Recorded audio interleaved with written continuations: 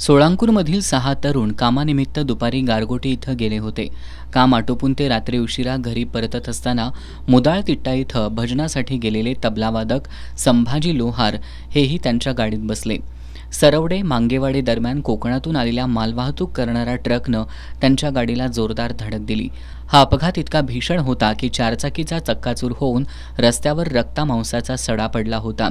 चारचाकीचा चालक शुभम धावरे याचं शिर धडावेगळं झालं होतं। घटनास्थळावरील दृश्य अंगावर शहारा आणणारी होती।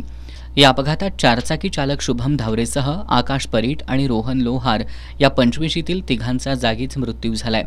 तर ऋत्विक राजेंद्र पाटील, सौरभ सुरेश तेली, भरत धनाजी पाटील आणि संभाजी हणमंत लोहार हे चौघे गंभीर जखमी झालेत।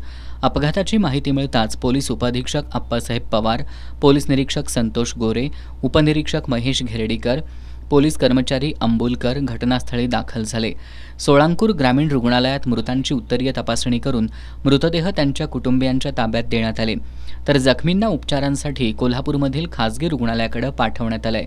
अपघातानंतर ट्रक चालकानं ट्रकसह पलायन केलं।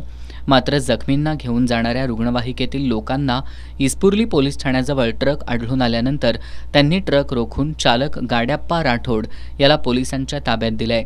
सोळांकूर ग्रामीण रुग्णालय परिसर मृतांचे कुटुंबीय, नातेवाईक, मित्रमंडळी आणि ग्रामस्थांनी केलेल्या आक्रोशानं शोकाकुल झाला होता।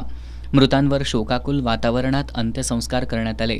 निपाणी देवगड रस्त्यासाठी अंदाजे 230 कोटी रुपये खर्च झालेत। या रस्त्याचं रुंदीकरण होऊनही रस्त्याच्या दोन्ही बाजूला शेतकऱ्यांनी हत्ती गवताची मोठ्या प्रमाणावर लागण केली आहे। त्यामुळे वळणावर समोरून येणाऱ्या वाहनांचा अंदाज येत नसल्यानं छोटे मोठे अपघात घडत आहेत। सार्वजनिक बांधकाम विभागानं सुद्धा याकडे फारसं गांभीर्यानं लक्ष दिलेलं नाही। आजच्या अपघाताला सुद्धा सार्वजनिक बांधकाम विभागाचं दुर्लक्ष, रस्त्यालगतचं हत्ती गवत कारणीभूत असल्याची चर्चा अपघाताच्या ठिकाणी सुरू होती। या अपघातानंतर तरी सार्वजनिक बांधकाम विभागाला जाग येणार का असा सवाल उपस्थित होऊ लागलाय। 2008 साली सोळांकूरमधील शरद पाटील आणि सुनील पाटील या दोघांचा वाईजवळ अपघाती मृत्यू झाला होता। आजच्या अपघाती मृत्यूमुळे त्या अपघाताच्या दुःखद आठवणी जाग्या झाल्या। अपघातात मृत झालेले शुभम, आकाश आणि रोहन हे तिघेही जिवलग मित्र होते।